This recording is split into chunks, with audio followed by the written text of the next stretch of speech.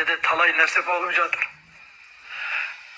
Өздерінше жаңағы тәңір деп, басқа деп әр нәрсені дін ұстап жүргендер бар. O tәңіршілікті не жазба дерек жоқ бұл. Ода бір пәлен пайғамбар өтті деген нәрсе жоқ. Құры бекерге тәңіршілікті не табады бұл адамдар? Тәңіршіліктер кәпір. Осы ағамды қатты сыйлаушы едім. Білімі көп па деп. Бірақ осы сөздеріне қарап, ақыр кезде тәңірші мен мұсылманға елді бөліп, бірін жақтап, бірін жамандағанына қарай кішкене көңілім қалып жүр. Өйткені өзім қанша әрекеттенем.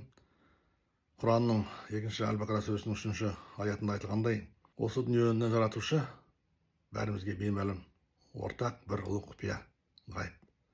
Соны түсінсек, біз өз қазақшымызда тәңіршіл мұсылманға бөлінбей, тіпті дүние жүзіндегі адамдар ешқандай дінге бөлінбес еді.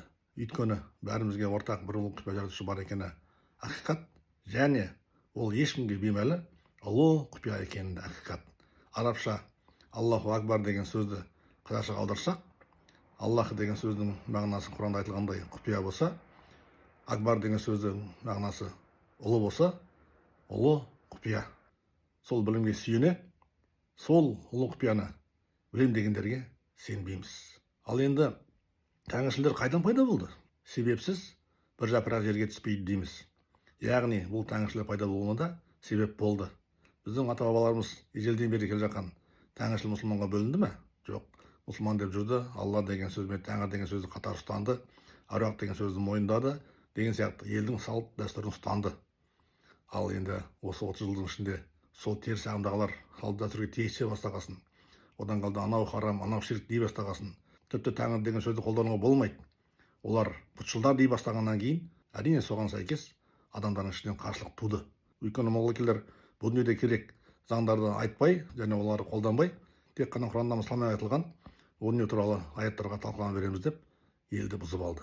Бар айтатындары тек о дүние болды ғой. Біз өзіміз кезінде ата-бабаларымыз қажы болса да, бұл сахабалар туралы деген сөз, 70 қорғыз деген сөздер естімеппіз. Ал енді бертін келе моллардың айтары не болды? Сол туралы қарасақ, Шәкәрім атамыз да талай оларды сынаған. Бірақ моллаларды сынасаң, қазіргі кездегілер сен дінді сынадың, дінге қарсы шықтың деп айтады. Ал енді Шәкәрім атамыз дінге қарсы шыққан адам ба? Өзі мұсылман ба деп жүрді, бірақ моллаларға қарсы шығып жүрді ғой. Сол Шәкәрім атамыз не деп айтты? Бейісте бар сұлу жар, мінсіз таза хор қыздар, рахат берер бал кәусар, дейді біздің молдалар. Кәусәрі болса шараптай, хор қызы болса қарақтай, қоймас па еді жаратпай, бейіске ондай арамнар. Молдекау олай емес қой, қыз құшып жеміс жемес қой, мысалмен айтқан кеңес қой, тәпсірлеуге миың тар. От емес қой дозақта, дүние іші жоқ ожақта, барамыз ғой қонаққа, сонда анықтап байқалар. Жалықпас бітпес рахат бар, азабы оттан қиын тар, нәпсіге ерген молдалар, қыз құшуға тым тұмар. Тасбих сәлде жайнамаз, тастамасаң қыс пен жаз, жүрегің болса тайғақ саз, сопысынып қылма наз, дейді Шәкәрім атамыз. Ал сол Шәкәрім атамыз тәңір деген сөзден безбейді. Тіпті сол пұтшыл моңғолдарды адал болса, солар мешіттегі намаз оқыған моллардан әлдеқайда бейіске баруға орны бар деп есептейді. Мысалы, былай дейді: тәңіріні іздеп бір мұңғыл, тас суретке шоқынса, өлсе де болып соған құл, иманын бұзбай отырса, атақ пайда іздемей, ойында мақтан жоқ болса, қиянатты көздемей, қанағатқа тоқ болса, молдекау оған таңданба, сол кіреді бейіске, екі жүзді сандалма, сен қаласың кейісте. Құдайыңмен дүниеге кезекпе-кезек шоқынсаң, инедей пайда тиеме, мешітте мың жыл отырсаң. Кімде болса шын мінез, болмас онда екі сөз, өлтірсе де көзбе-көз, иманын сатып алмас бөз. Бөз дегеніміз бұрынғы кезде шүберек қой, қазіргі кезде ақша. Сол иманын ақшаға сатып жүрген молдекелер бар ғой. Соны елдегілер көргеннен кейін, одан тіпті сол молдекелер ел салт дәстүріне тиіскеннен кейін, әрине соларға қарсы шығады. Иман да сол, дін де сол, адаспайтын айқын жол, күнде мейлің ыза бол, бейіске анық кіреді ол, мысал емес ындыным, әлгі мұңғыл әулие, иманын сатқан жындының іздегені дүние. Шәкәрім атамыз сол дүниеге сатылған имамдарды жынды деп айтып тұр. Сол сияқты Құранда 3 Али-Имран сүресінің 7 аятында о дүниені тәпсірлеуге, талқылауға кіріскен моллаларды бұзақы деп айтады. Яғни Аллаға сыйыну менен моллаға сену бірдей нәрсе емес. Сондықтан осы дінді бұзған тәңіршілер емес, дінді бұзған арам ниетті иманын дүниеге сатқан молдекелер.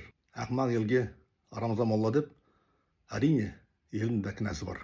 Тәңіршілерге қыз беріп құдаласу болмайды, кәпір.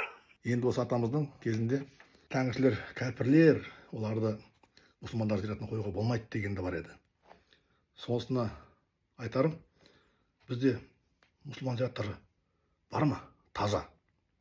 Тек қана бәрі намаз оқыған, ораза ұстаған деген сияқты тек сондай адамдар жаққан таза зираттар бар ма? Жоқ қой. Қай қалада, қай ауылда бар ондай зираттар? Мысалы, өз ауылдарымызда қараңызшы, 2-3 зираттан болады. Бертін салған. Одан бұрынғы ескі зираттар бар.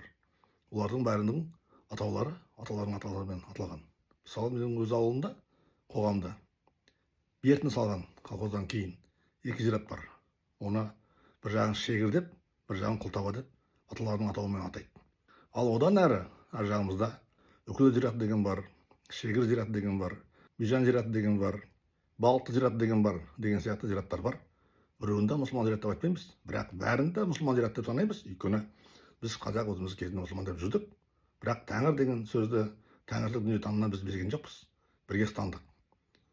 Ал енді бертін келе сол зираттарда советтер дәуіріндегі атеисттер де жатыр ғой. Тіпті кейбір зираттарға 5 жұлдыз да қойғандар бар. Бірақ солардан ешкім берген жоқ. Одан кейін мысалы өзіміз бірге жүрген жолдастарымыз болды. Басқа діндегі христиан болсын, католик болсын, православный болсын, қайтыс болғанда соларға да барып жүрдік. Оларға да біз кәпір деген жоқпыз. Ал енді өз қазақ бірімізді бөліп, неге кәпір дейміз? Сен араб құлсың, сен қалмақ құлсың деп. Ұят емес пе? Керек жоқ, бөлінбеңдер. Зардап шектік қой, 340 руға бөлінгеннен. Одан кейін ақ пен қызылға бөліндік деген сияқты, бай кедейге бөліндік деген сияқты. Тарихтан сабақ алсақ, ендігі ақсақалдар, сіздерге айтарым, бұрынғы партияда болдыңдар. Сол кезде айтушы едіңдер, сен Ленин жолына қарсысың ба деп, Ленин айтқанына сенбейсің ба деп. Енді қазір сол сіздер молдекелердің қасында отырып алып, сақалдарды қойып алып, тақия киіп алып, ай сендер пайғамбар айтқанына сенбейсіңдер ме? Сендер дінге қарсысыңдар ма деп мән соғасыңдар. Бәріміздің кінәміз бар ғой. Сондықтан елді бөлмейік, елді бірлікке шақырайық. Бәрімізді әдемі сөз айтамыз ғой, бірлікті бітірлік, бөлінген бөр жейді деп. Бізді аңдып тұрған бөрілер көп, бөлінбейік. Әркімнің өз еркі, сене ме, Құдайға сенбей ме, біреу мұсылман бола ма, мұсылман болсын, біреу тәңіршіл бола ма, тәңіршіл болсын. Бірақ бірімізге балағаттамайық, бірімізге тіл тигізбейік. Әркім өз жолымен жүрмесін. Құранда айтылады ғой.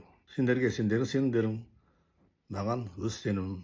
Мен сендер сыйынғанға сыйынбаймын, сендер мен сыйынғанға сыймаңдар демей ме? Және Құранда айтылады, сенімге мәжбүрлік жоқ дейді. Сондықтан әркім өз сенімді жүре берсінші. Оң аяғынан тұра ма, сол аяғынан тұра ма, үйіне есікте кіре ме, әлде терезесінен кіре ме деген сияқты өзі білсін. Бірақ ортамызда жүргенде бір-бірімізді құрметтейікші, бір-бірімізді сыйлайықшы. Болашақта ойлайық. О дүние жаққан әруақтарымызға обал болмасын, болашақ ұрпағымыздан ұят болмасын десек. Құранда айтылады, ақымақтарға бейбіт тіле дейді. Қазақ айтады, білмегенді кешірмесең, білгендігің қайда дейді. Білген болсақ, білмегендерді кешірейік, кең пейілді, ақ көңілді болайық. Арлы нарлы болайық. Ассаламағалейкум.